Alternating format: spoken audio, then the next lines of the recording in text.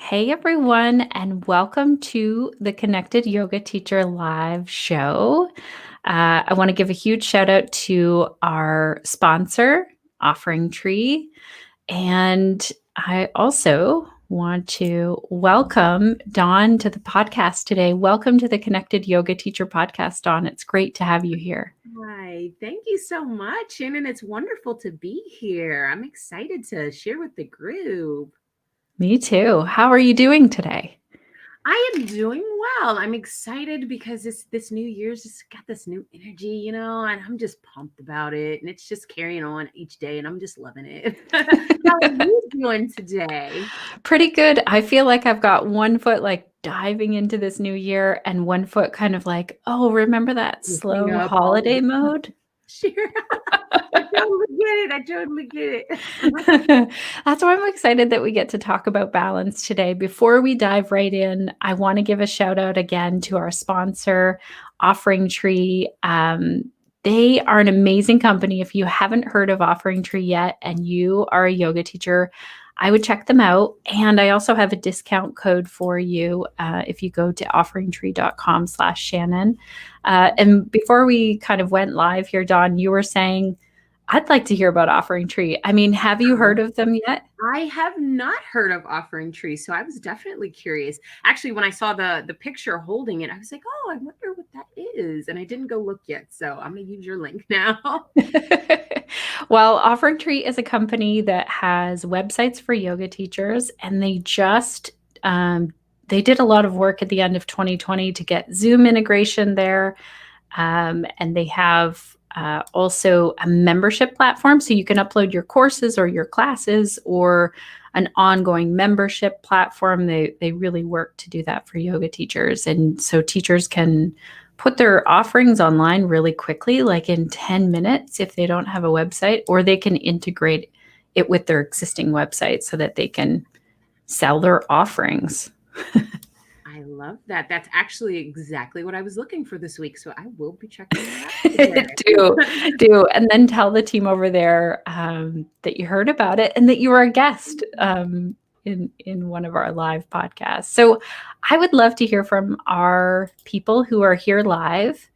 Can you hear us? Can you see us? Can you type in the comments? I know Facebook has been acting up a little bit, so if you're tuning in from Facebook, I'm going to keep an eye on the comments. Last time it was acting up, I will keep an eye. And if you're tuning in from YouTube, I think the comments are working well. So let us know how things are going for you in the new year. And Dawn and I are going to dive right in and talk about finding balance between work and life. Dawn, tell us about the work that you do and who you do it for. Oh, yes. So I am Dawn Vason. I am a holistic life coach and, of course, yoga teacher.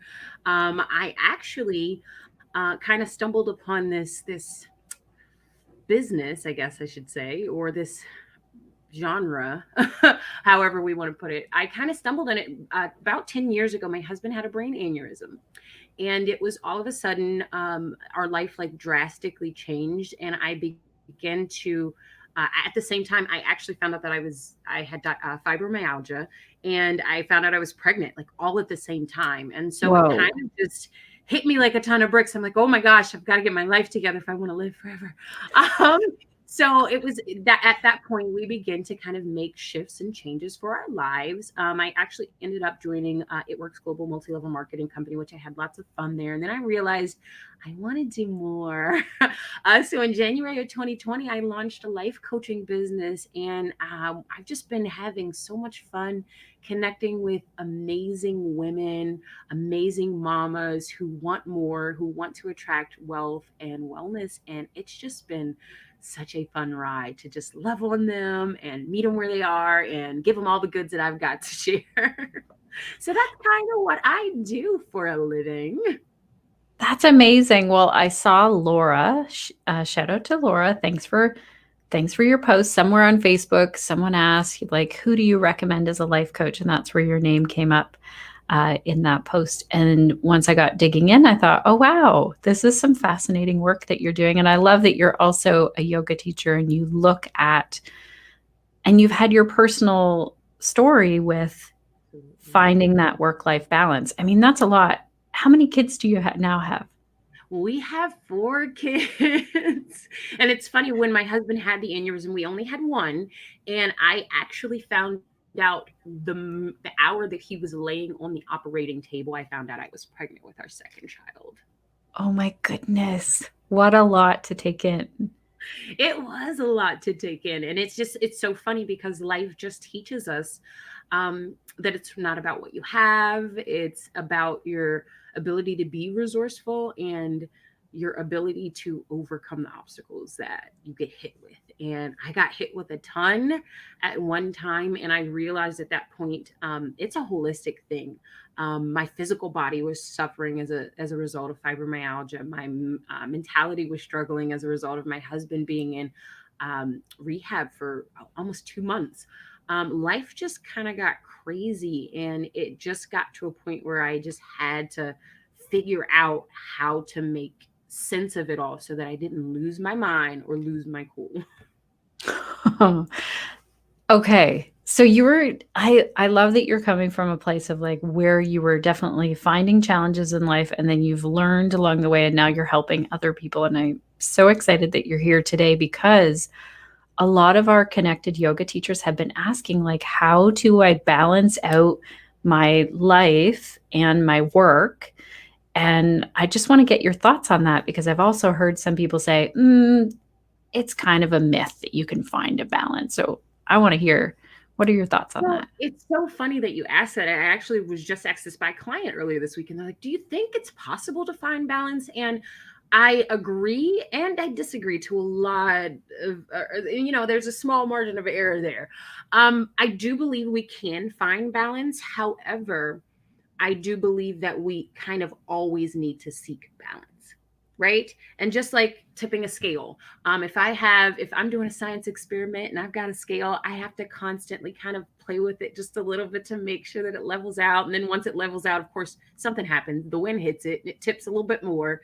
So for in my mind, in the way that I coach, and the way that I teach, and the way that I show up, is balance is achievable, but it's a constant kind of give and take for it, right? And we constantly have to readjust things as they come up. And I think where the disconnect is that we, like most times, we imagine it as a destination, and it's not a destination, it's a journey. Life is a journey. Our balance is a journey. Things happen in our lives, and I believe they say that, I think every 6 months someone has a life-changing event. Something drastic happens in your life that totally uproots how you've been living, how you've been working, how you've been functioning on all levels, right? And so if we are constantly kind of keeping that in mind and having this awareness of, oh wait, it's getting a little off balance here, let me fix it. When we keep that into consideration, we're able to level it off. So yes, I do believe it's it's possible, but it's also every day, every week, every month, every quarter, every year. You've got to work on rebalancing and finding out what's going to work well as your life changes and your system needs to adjust. Okay, this is so good that it's not this destination. We're not going to hit a day where we're like, my life is in total balance and I don't Especially have to do this kids, work anymore. you know. Okay. So, what are some of the things that have helped you because you're a busy mom, you're a yoga teacher, you're running a business, you have a life outside of your work? What are some of the things that, like the real juicy bits that maybe we can learn from and try out in our own life and in our own business? Yeah, so I think my realization and where I really kind of begin to get a handle on it was when I realized that it has to be systems over schedules and goals. And that's kind of the gist of it, right? We set goals. Hey, I want to be great in my business. Hey, I want to clean my house. Hey, I'd love to spring clean this closet. And we set these goals, but without the proper system to go with that, we tend to kind of run into more obstacles. We tend to have this time where we can go off course a bit. And so for me, what I do is a system. I used to live by a schedule, right? Like, oh, every morning we're going to get up and we're going to have breakfast and we're going to have circle time. And because I've been homeschooling for 8 years, like a crazy person. So I had this like thought in my mind, this is how the day is going to go. And, it doesn't really work out that way.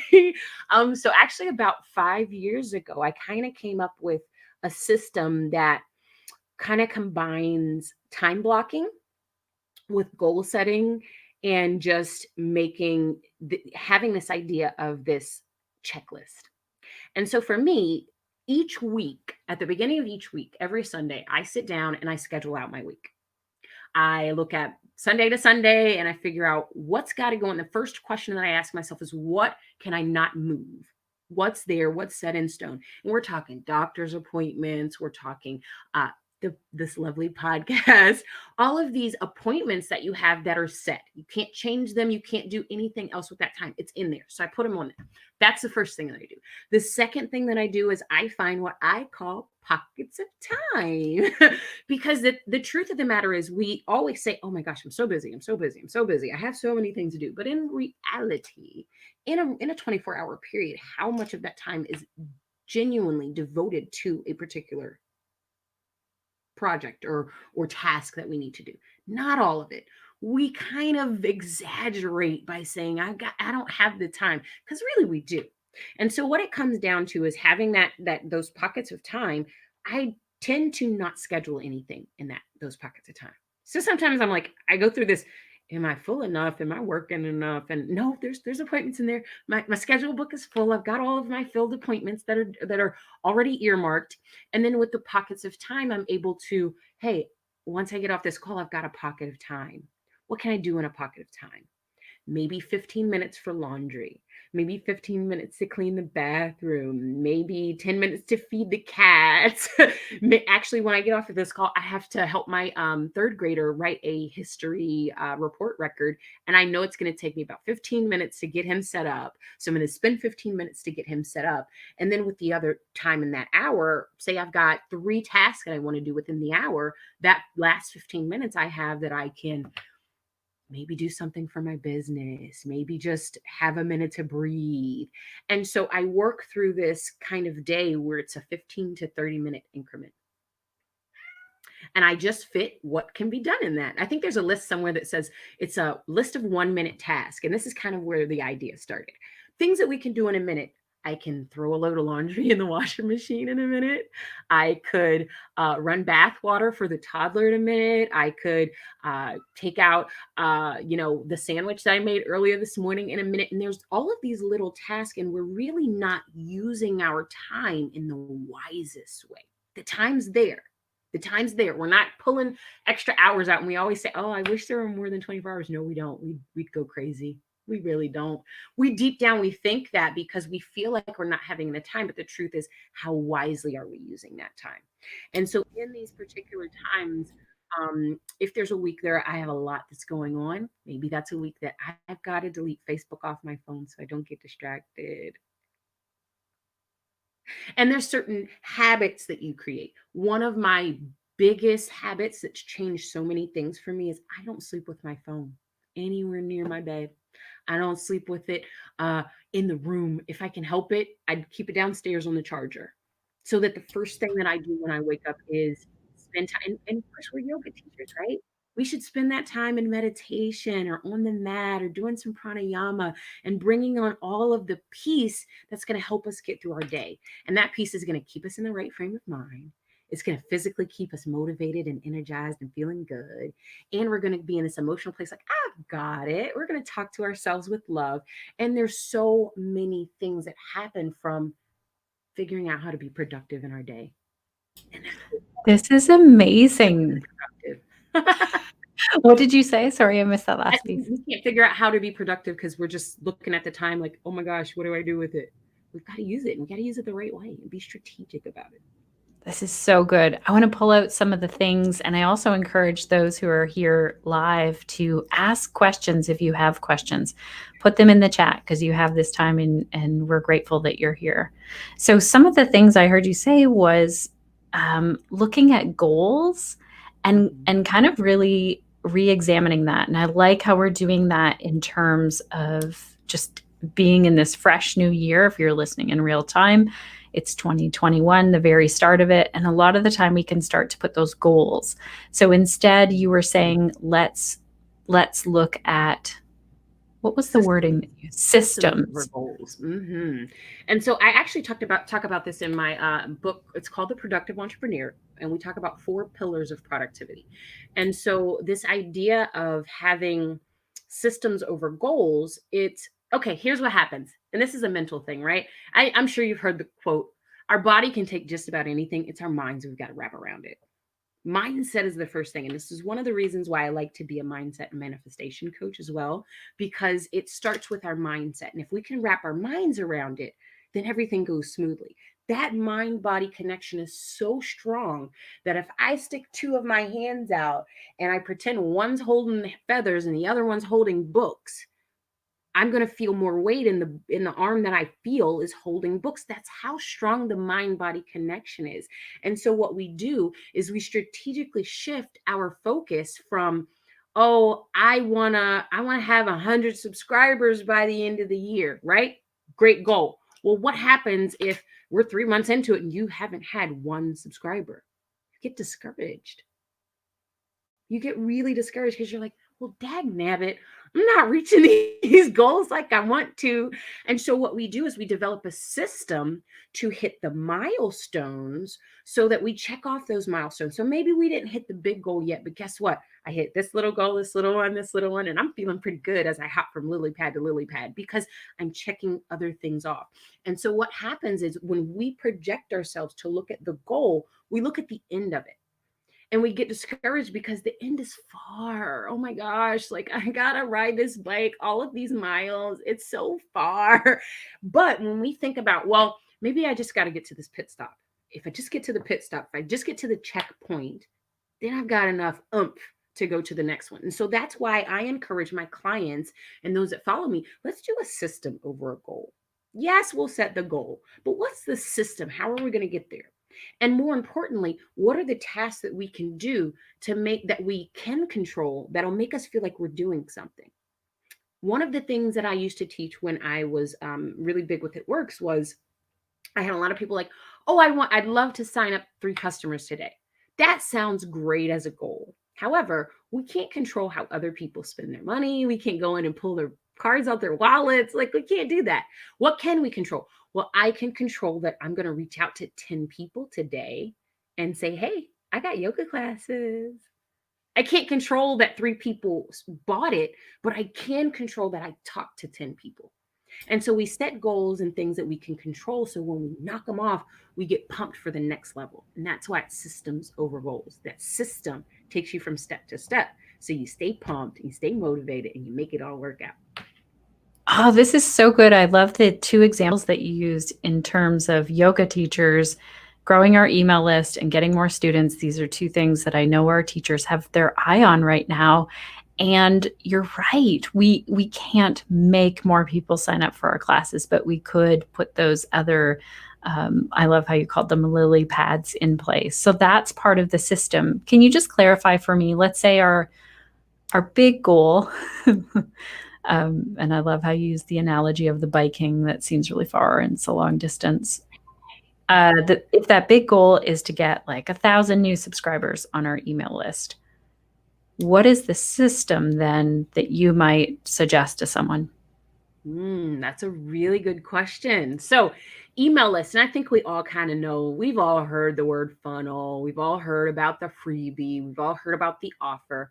And so, what you do is you kind of hyperactive that offer. Here's an example. I have a digital download store where I sell ebooks and courses and pre-recorded videos, and this is where my passive income comes from. And so yesterday, I actually just recently graduated again from Happy Jack Yoga University with my 200-hour yoga certification just last month. And so I've kind of already been doing things even before this happened, which is another thing. You always want to project what's coming in the future. But the way that I did this was I had this book that I wrote a year and a half ago. I had marked it down a few times and I was like, I'd love to have 20 more subscribers on my email list today. How can I do that? And so I went into my digital store and I decided, I was like, you know what? I'm going to give everyone who graduated with me this discount, and I'm going to give them this book for free. And so I posted it in the group. I gave them the discount for the book for free, and I had 20 new email subscribers within an hour.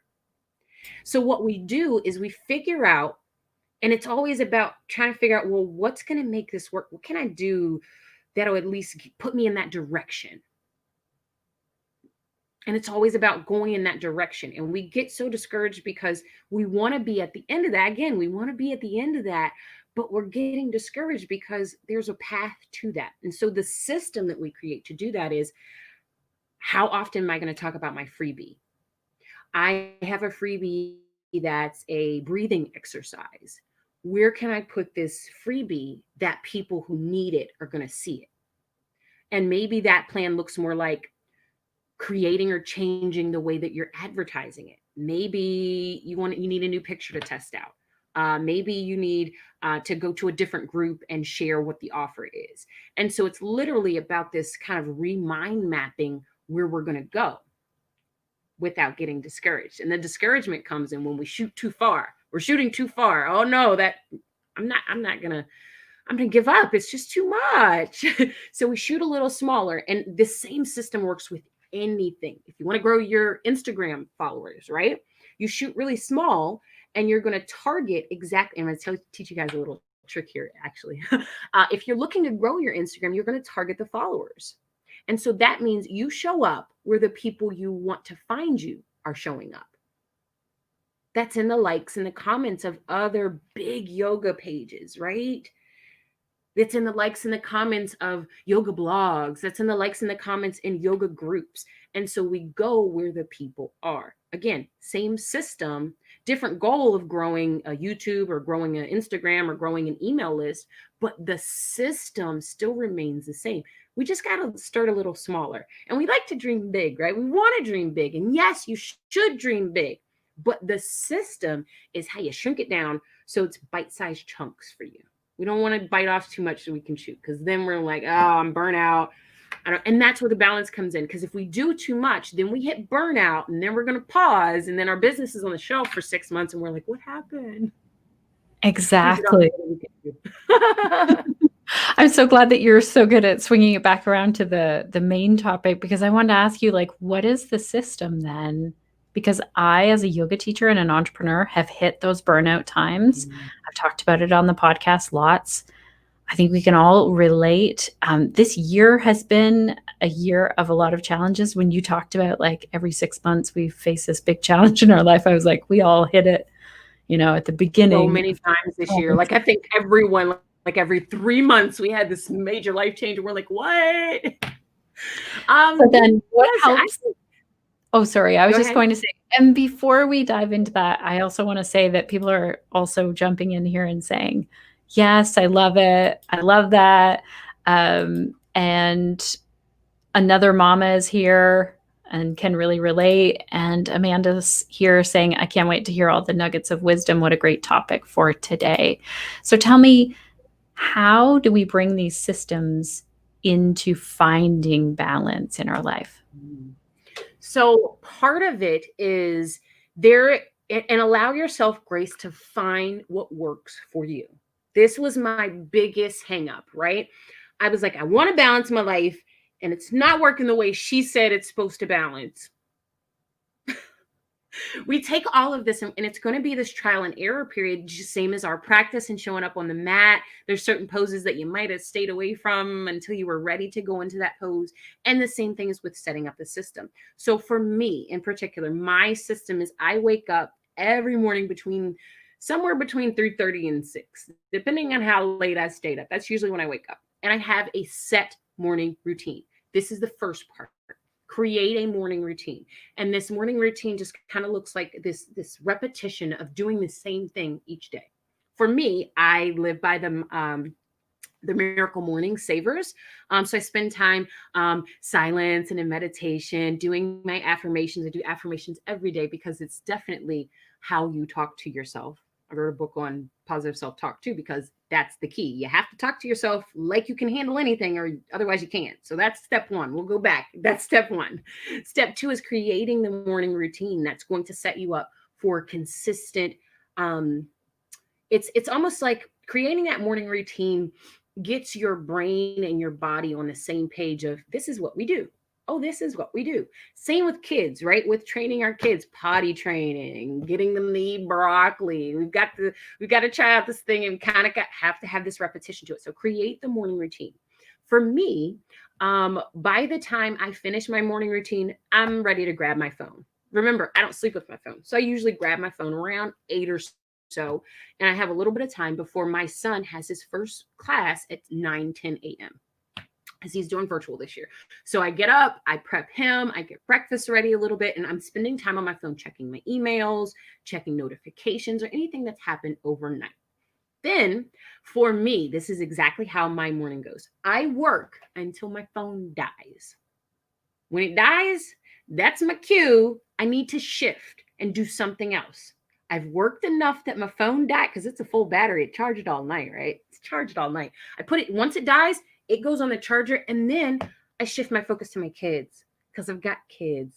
And when you have kids, you run into mommy guilt because you want to run your business, you want to have your own life, but at the same time, you've got kids. They need our attention, they need our love, they need us to kiss on their boo-boos, watch a movie, whatever the case may be. And so my indication of it's time to shift gears is when my phone dies. Sometimes it lasts a little bit longer, and I don't put a time to that. It's not 11 a.m. every day I spend time with my kids. No, when my phone dies, I've worked enough because I wore the battery out, so I know I did enough. So let me put my phone on the charger and shift gears to my kids. And so then once I hang out with my kids, that's usually about enough time for a Disney movie, maybe a mid-morning snack. And then about that time they're finishing up the movie, my little girls, I've got a 4 and a 2-year-old, or 4 and an almost 2-year-old, they're about ready for a nap. And so when they're ready to nap and they're getting all cozy and stuff, I go back and grab my phone because it's charged again. Now it's time to do some more work. And I go to my list of to-do things so that I stay focused and stay on track of what was listed for today to do. If I don't get to today's task, I move it to tomorrow, but I'm not going to do anything that's on next week's task because it's not important right now, and I need to do what's really urgent up front. And that comes with also ranking what it is that you need to do. So that's another really, really important thing. Rank what it is that you need to do. And I actually have a system in my Productive Entrepreneur course where we talk about ranking things into what requires immediate action, what requires immediate action for someone else, but it's not necessarily for you. So for me, that list might look like I got to make sure that my kids got a project done. It's an immediate task. It's not immediate for me, but it is immediate, and it needs my attention right away. So it goes to the top half of that. Then the bottom half is things that I want to do, but they're not immediate. Not immediate. I want to do it, but it can wait. It's not that important. And so you end up with this grid, this 4-part grid of what you need to do up top that's important. Things for yourself, things for your business, things for your family or their appointments and things. And then down at the bottom, all that other stuff that if I get done with the top stuff, I'll come back to it. And so it's really creating that system that works for me. Then about that time, I'm hitting around 4, 5, usually around 4 or 5 p.m. I stop working my business for the day. My husband works overnight, so he usually leaves the house about 5 p.m. So I get his lunch ready, pack him, he leaves. And then the other half of the week, he's home. So I also don't want to be doing my business work because hubby's home and I want to spend time with my husband. So this is how we find the balance, you guys. We do have a personal life. If you have a spouse or a boyfriend or a girlfriend, you do have this relationship. If you got kids, that's a whole nother relationship. And say you just love hanging out with your girls and you want to go out and have a drink once a month, that's another responsibility. And so in order to prioritize all of this, we got to look at the big picture again, and then create the steps to make sure that we get that done. So whatever the system looks like for you, I encourage you to first and foremost, take a look at your week. First thing you do, mark down everything that can't be moved. If you've got a 9 to 5, block out that time because you're at work. Don't be hard on yourself if you didn't write an email because you couldn't. You were at work. I couldn't do it at that time. That's the first thing I encourage you to do. Then with your pockets of time for a week, document it. Don't do anything. Don't book other stuff in there. Just write down what you do. I keep when I notice that I'm getting off course, because this happens to me again. Let's go back to the balance. I haven't figured it out, you guys. This is a constant recalibration for me, especially now that I'm in school. I kind of had to pause, and for a week, I took inventory of my time. What it means to take inventory of your time is have the sheet that looks like maybe every half an hour, maybe every 15 minutes, every hour, whatever works for you. I like to do 15 to 30 minutes because it's a little more detailed for me.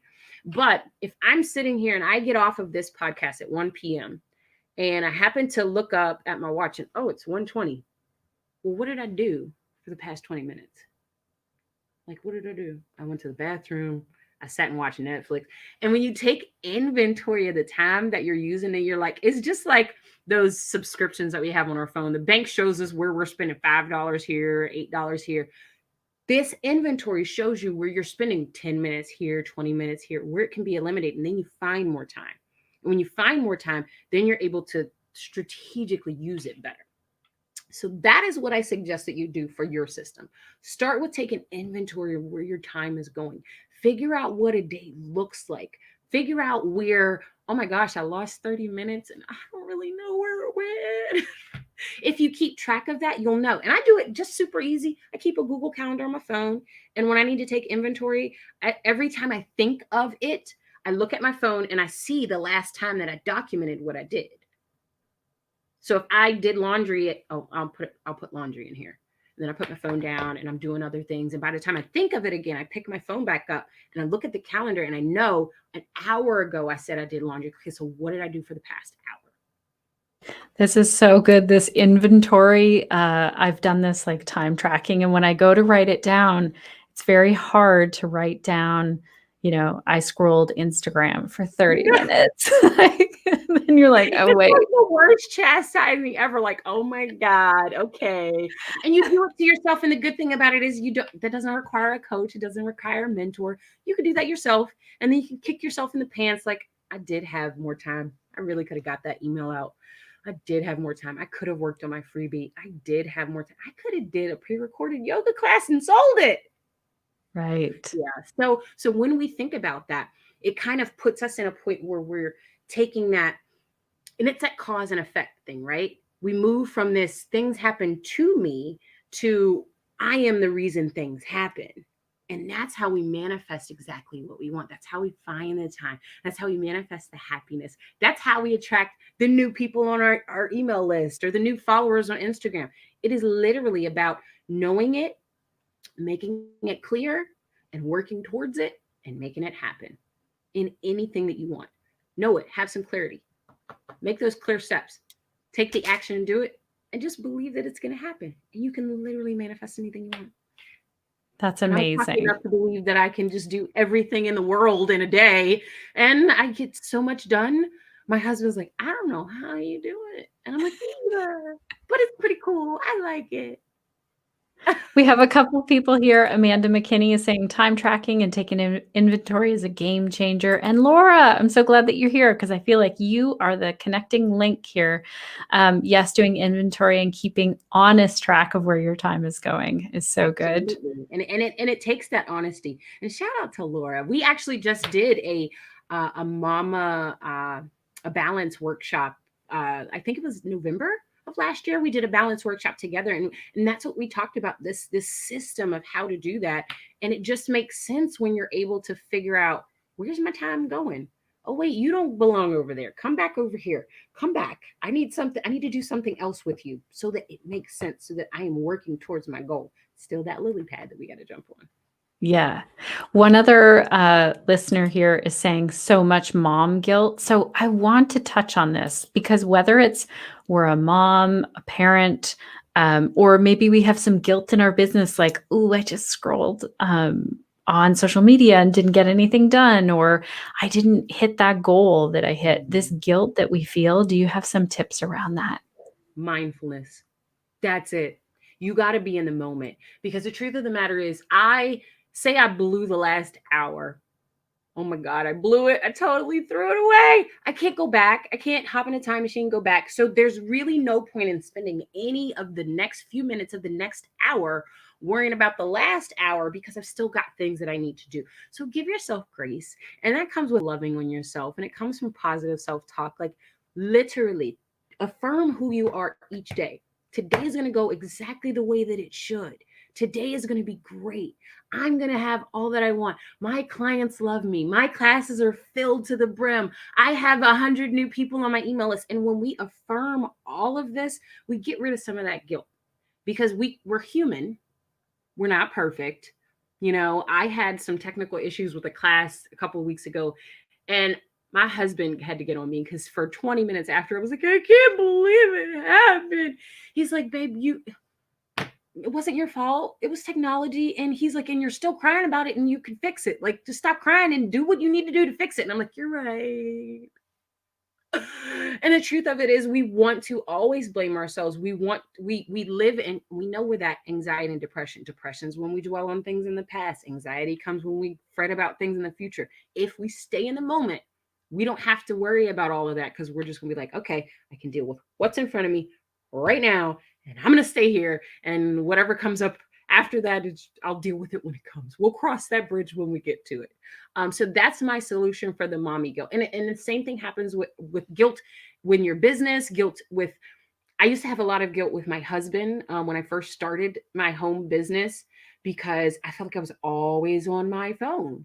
So you find a solution for that. And part of that solution came from finding my system. It came from finding my system because I realized my husband needs time too. My kids need to, I need time too. And that's why on Sundays, the only thing I do is plan because that's my self care day. I take a bubble bath. I watch a show with my husband. I make pizza with the kids. And this balance helps with the guilt because we're understanding that we are human and we're reminding ourselves, I'm human. I'm not perfect, right? We're imperfectly perfect. And those imperfections make us relatable. And it makes you a better business person too, because you don't look perfect. Nobody wants anyone to look perfect because then they just feel bad. Oh, that's so good. I love how you shared that you also get into a place where you're feeling, that guilt or feeling things that don't feel great in that moment. I know that I was realizing about a month ago while I was doing my to-do list, my task list.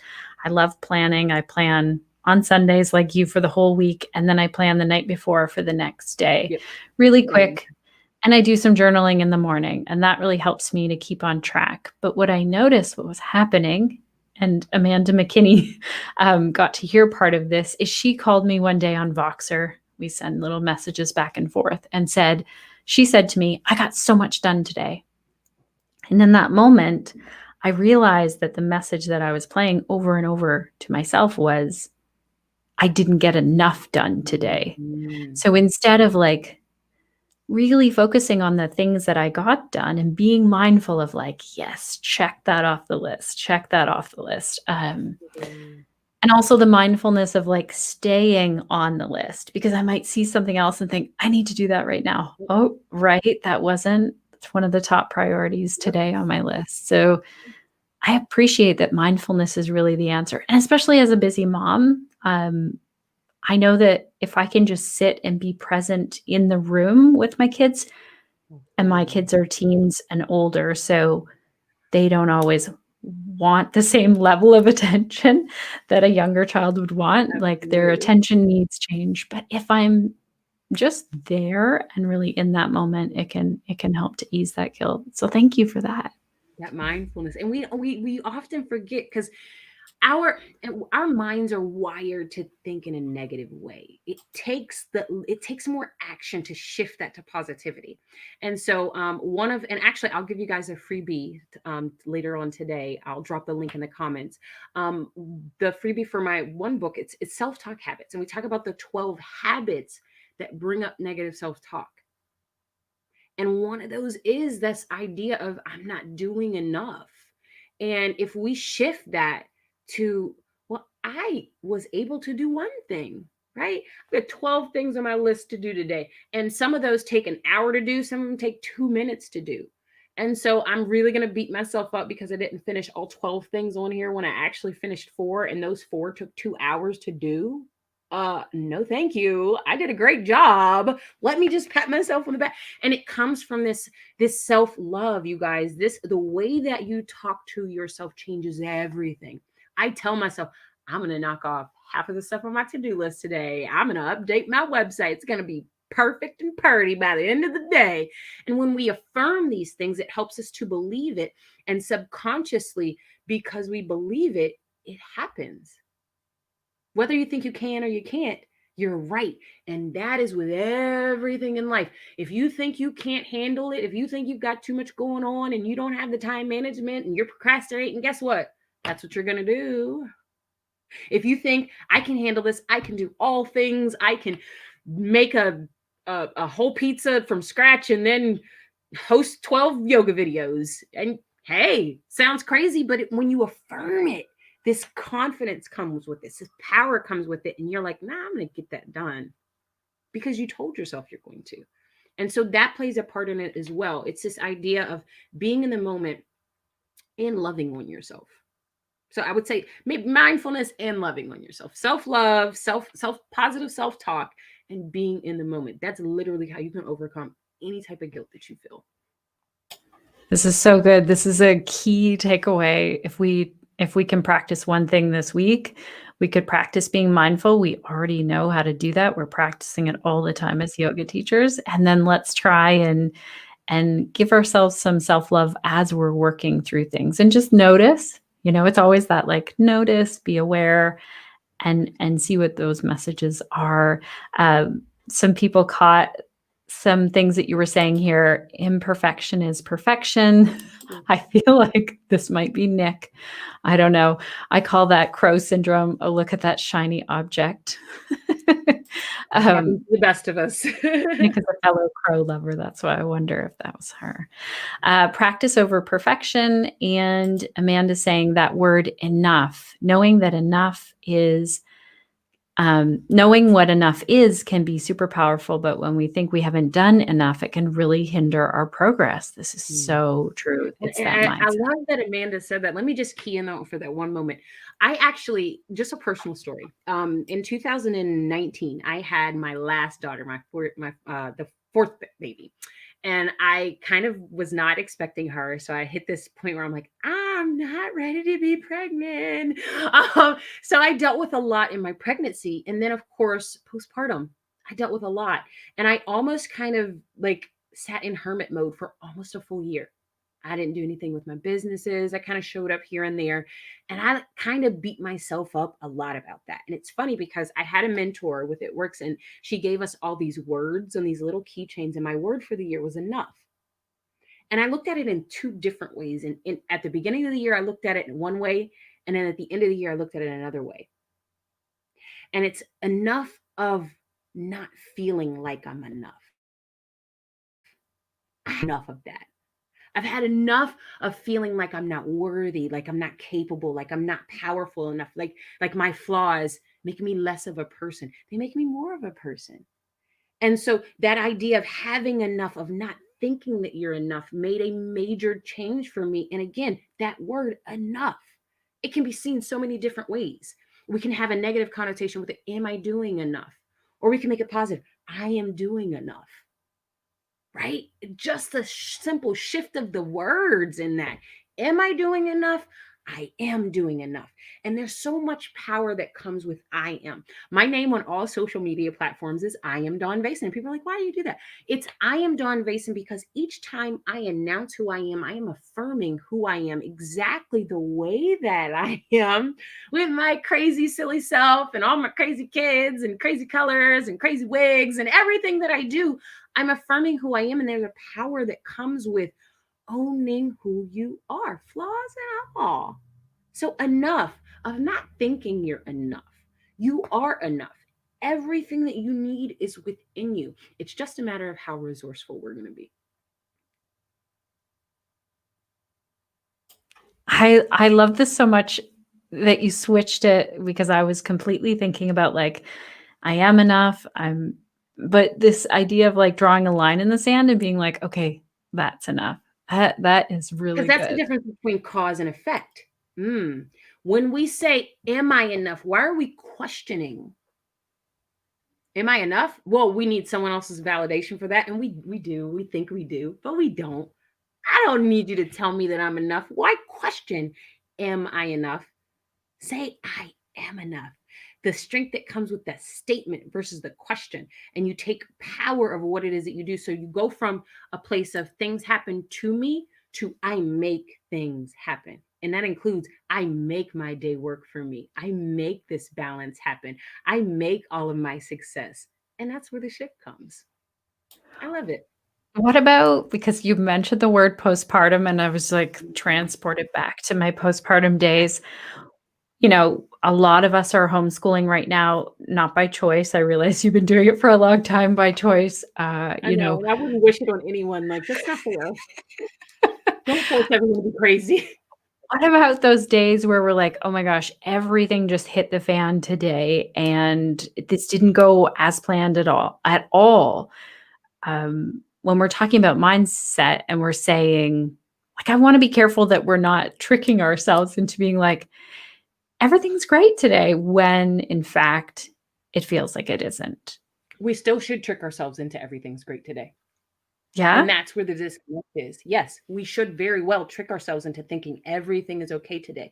It's a fake it till you make it thing, right? When we tell ourselves, oh, things aren't going my way, we think things aren't going my way. It's an echo. Things aren't going my way. Things aren't going my way. Things aren't going my way. And it trickles into the next day, and then the next day, and then the next day, and then the next day. But if we stop it dead in its tracks and say, I am handling everything I should be. I have days like that. I am ready to pull my hair out. I've got a 2-year-old running around with no diaper. I've got a 4-year-old that's scribbling on the corner of the wall in the fridge over here. I've got a third grader who doesn't want to read his book. And I've got a 15-year-old who's just playing video games. So I'm like, oh my God, and my house is a mess. This is crazy. And I say to myself, everything I need is within me. My house is clean and spick and span. I am handling everything that I need to. And I say it with a smile, even though deep down inside, I'm pissed off. I'm frustrated. I'm angry. I feel like I'm failing at everything. But the mind shift comes when I tell myself, I'm not failing. I'm doing great. So, yes, we should very much lie to ourselves when things aren't going that way because it creates a different shift. Because if we're talking about the law of attraction, it also stems to how we talk to ourselves. And if we attract, I'm having such a bad day, it's a physiology shift. Look down at the ground and say, oh, I'm bad at everything. Frown up. Everything sucks. I'm horrible at this. And then we shift it. Peel your chest forward, strong mountain pose, chin up. I am great. I am powerful. I feel good. I am. Everything's great, great, great, great, great, great, great. And a physiology shift happens, right? You can't even frown after that. You're all excited. Like, I didn't even want to be excited, but I feel really good now. So we do the same thing. Positive self-talk is a physiology shift. It's a mental shift.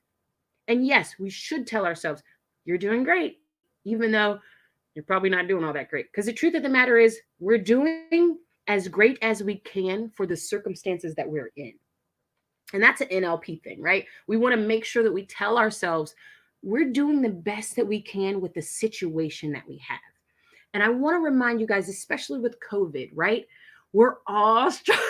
We're all trying to navigate our ways through being at home, being quarantined, working from home, homeschooling, and all of these things. You guys, this is unreal. No one should ever have to deal with this many things on top of each other. Everyone's struggling. But the truth of the matter is, it comes with how resourceful are we going to be? How am I going to talk to myself? How am I going to show up for myself? And if we have kids, we got to show up for our kids too. So it comes from this idea of I'm doing the best I can with the circumstances that I'm given, with the situation that I'm in, with the resources that I have. This is the best that I can do. And if this is the best that we can do, then yeah, we're doing all right. We're doing all right. What a good pep talk. I'm wondering, you talked about your morning routine. and the importance of that. If anyone is here live, share with us if you have a morning routine and what that kind of looks like. Can you give us some tips if we're feeling like, oh gosh, I don't have that morning routine or that self-care routine? You mentioned not having your phone near you. Like maybe someone's listening and they're thinking, I'm glued to my phone like at night and then again in the morning. Tell us a baby step towards forming that self-care routine. So there's a really good one in what you just said. Realize what you're giving excuses for. And if you say, I can't give it up, that's a key indicator you need to give it up. Because that's the first thing I say. I can't not sleep with my phone next to me. What if somebody calls me in the middle of the night and they need me? Girl, shut up. Don't nobody need you. You got a voicemail. So it comes from this owning, yeah, no, I keep making excuses for it. So there's a problem there. There's a problem there. And think about that. When you start to think of the things that you can eliminate for a better morning or add to for a better morning, and if you start to give these excuses, that's probably something you should really do. I don't have time to meditate. You need to meditate. Oh, I don't have time to do asana practice. You probably should do your asana practice. All of the things that we say we don't have time for, those are the things you need to make time for. So I'll say that first. That's my first tip. Find out what it is that you're giving those excuses for, because and you want to pay attention to when you use the word because. I can't do that because there comes your excuse. I can't not sleep with my phone at night because I need to know what goes on first thing in the morning. Do you really? Or can you really spare 5 minutes? And it takes 5 minutes of silence in the morning. You don't need more than that. I'm not saying put your phone away for 3 hours. Just 5 minutes before you go get it. Make yourself get up and walk across the hall to get it. Make yourself, and we sleep with it by our bed, right? Like, I know you got, come on, you guys. We sleep with it like charging right on our nightstand table, right next to the bed. Put it on the other side of the room. Make yourself at least have time to breathe, have a couple breaths, and then get up and then walk and go get your phone. Even that slight change will do it. And it's baby steps, you guys, because it takes a lot to implement new habits. Don't try to do too many at once because it's just overload, right? We can only do one or two things at a time. So maybe start with, I would suggest, if nothing else, find another place for your phone to wake up. When you wake up, please don't let your phone be the first thing you see. You're automatically bombarding yourself with negativity. We don't realize that, but even the screen light, we are instantly bombarding ourselves with anxiety and stress and all of these things first thing in the morning. Get rid of your phone. That's my first tip. Put it somewhere else so you've got 5 minutes of quiet before you touch it. And then my second tip is just implement one good thing. I would definitely say journaling. I love journaling. I don't know if you guys have ever read or come across the book Morning Pages. It's awesome, right? And it's this idea of you just wake up and you write and you don't think about anything. And I struggled with morning pages at first because I was like, well, what do I write? And all of my writing ended up being to-do list. I was like, Lord, this ain't right. This is not how this is supposed to be done. And so I had to switch. Again, this idea of calibrating what works for me. I have to listen to playful music when I do morning pages. If I don't listen to playful music, my mind will take me to my to-do list and all of the things that I have to do. But if I listen to playful music, I have more fun with it. Maybe I talk about unicorns and lily pads and things like that don't make sense to anyone else. But those would be my biggest tips. Find another place for your phone to be in the morning. And if you don't have to, if you do not have a need in your life to wake up to an alarm, don't do it. Don't do it. Delete all of your alarms. If you have the type of life where you don't need an alarm, for God's sake, please get rid of the alarm. It is jarring. It is ripping you out of your beautiful slumber, and it is ruining your day before you even have a chance to get your bearings. Just do it. That's another reason why I say don't sleep with your phone, but you know. So those would be my top tips for getting started. Yeah. I was a bit shocked when I heard my alarm after 2 weeks of holidays. I was like, what is happening? So I wonder. Oh my God, who's attacking me? One of our listeners says, here's their morning routine: gratitude in bed, pet my cat, yoga, pranayama, meditation, journaling, making my detox drink, making tea, planning my day. That's This the is Ayurveda exciting. morning. I love it. Mhm. Here's someone saying such great words. You're infectious in a good way. I'd like to hear that. Please follow me. I'd love to connect. Someone else is saying, yes, that's what I was feeling. As for myself, if I ignore my feeling and lie to myself, then I'm not accepting those parts of myself, and it builds over time. Acknowledge, allow, and let go with love.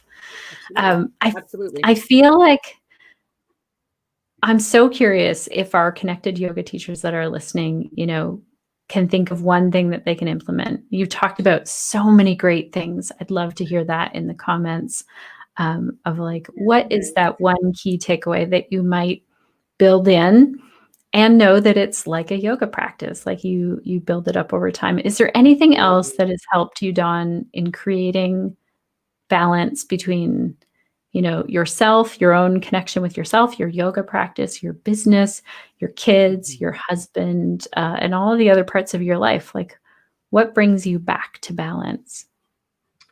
Journaling. And I'll also actually, based on that last comment and what we said earlier about lying to yourself, I want you guys to the way that I deal with my shortcomings, I don't usually speak and acknowledge them that way, but I will acknowledge it in my journal as a past tense thing. Like earlier today, I felt a little off, but yeah, that wasn't worthy because I know I actually did like 6 things on my list. So I feel good about it now. So I actually journal in the morning and then I journal in the evening. I journal in the morning with my morning pages, just kind of just to do something meditative in the morning. And then in the evening, and I actually keep my evening journal in my business planner because I'm kind of take inventory of what it is that happened that day. So if I did have a day that wasn't very productive, I would at least see the proof of it in my planner. And I'm not going to dwell on it or bring more negative feelings by focusing on it. But at the same time, I'm still acknowledging it. And so that way, when I go back and I look at my planner, like, oh, last month, let me look at, I had a really bad week. This one week was bad. So let's not do what happened this week. So I don't have that happen again. So I think that's another thing that, and I just want to touch on that really quick, because that is a place where I do kind of acknowledge where I fall short in my journal. But I keep it in my journal. And even when I do acknowledge my shortcomings in my journal, I almost immediately flip the script with turning the negative thought, feeling, or emotion into something that I could benefit from. So, for example, I didn't get everything that I needed to do today, and I'm frustrated about that. But I did pick a new color to paint my yoga room. Might not be the greatest win, it's a win. And as long as we attach ourselves to a win, even if that I got up today and I'm breathing, and in that end of the day journaling, I always include a gratitude success question. And I actually have a document somewhere. I'll screenshot and then drop that in the comments as well. But it's just different questions that I ask myself. How did I make myself proud today? Who do I love and who loves me? And it's this idea of this gratitude at the end of the day, because things don't always go the way that we want, but we always have something to be thankful for. And I think that started to really come up when my husband had his brain aneurysm. Here I am with a 26-year-old husband who just had a stroke, for the lack of a better word. And my life completely changed. He had to relearn everything. And it was, well, we've just got to navigate this. So let me think about what I'm thankful for. And so that's what I would suggest for dealing with all of that, dealing with the emotions, finding the balance, finding the peace, practicing self-care, and still having this idea of success. Even though this is my personal life, there's this idea of success that comes with being an entrepreneur that we always kind of want to keep focus on. And that's what keeps us focused in that balance between the success and the self-care. Because as an entrepreneur, we must take care of ourselves. As a mama, as a person, we must take care of ourselves because we cannot pour from an empty cup.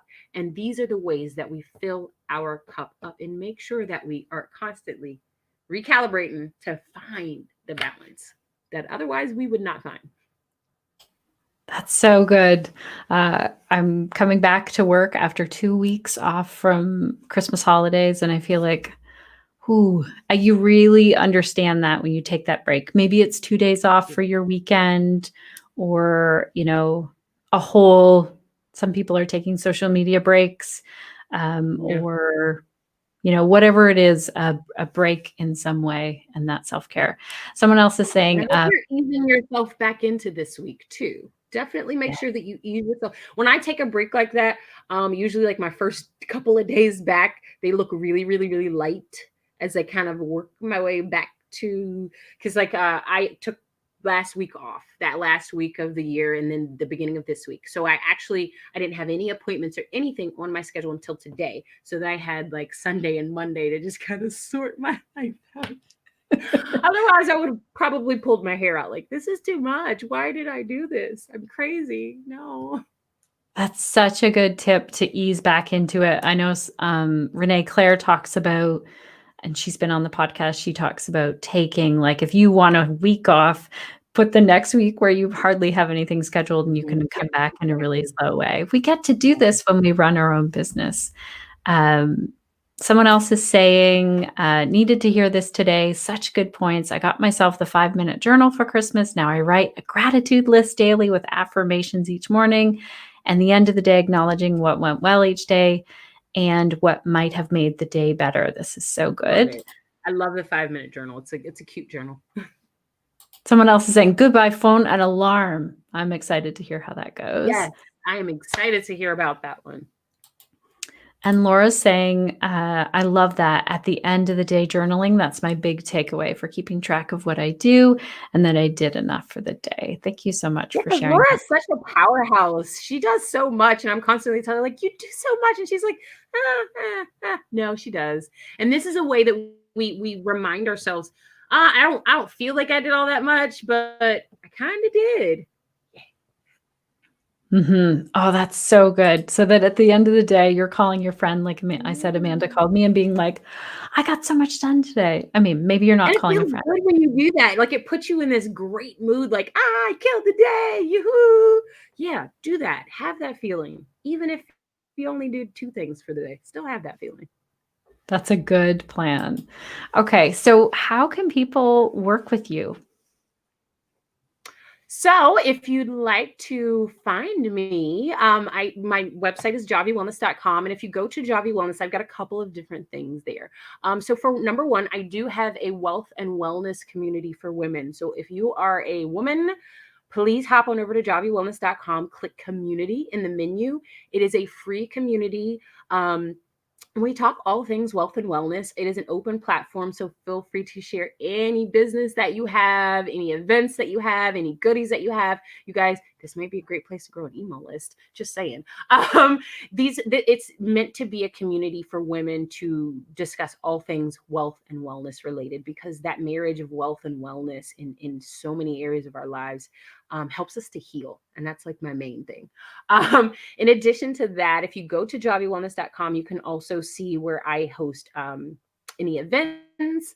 On my yoga page, I do actually have a library now where I do yoga classes, and I also do workshops. So we do planning workshops, we do marketing workshops, we do fun workshops, we do vision board parties, all these great things.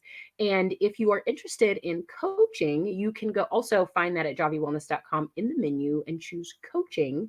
And you can request a free consult with me. We can chat. We can see if it's something that's great for us to work together. And then I do have an affordable life coaching version through Patreon.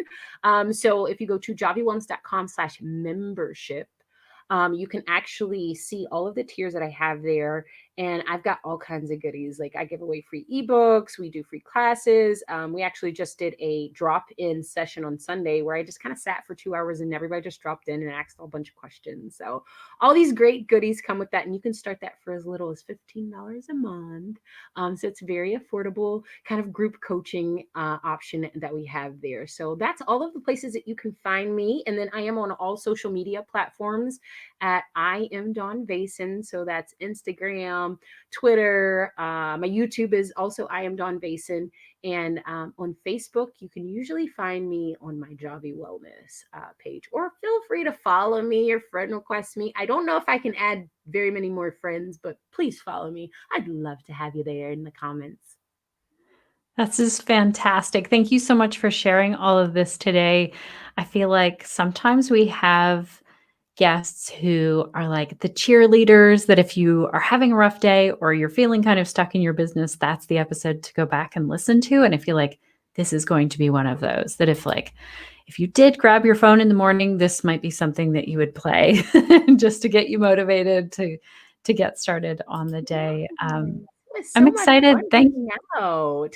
Yeah, it was really fun. Thank you so much, Dawn. This You has are been so fantastic. welcome. I really enjoyed it, and I love the group, so I will be around. I'll share some tips and things over there, and if anyone has any questions, please feel free to comment. I will be checking these comments later so I can come back and answer something. That's great. So keep putting your questions in our Connected Yoga Teacher Facebook group or on the live YouTube. You can also put it there. And I will make sure that we gather those links that you talked about as well, Dawn, and put them in both places today Um, for our listeners. Thank you. you are so welcome. It was lovely, lovely, lovely hanging out with you. Thanks, everyone.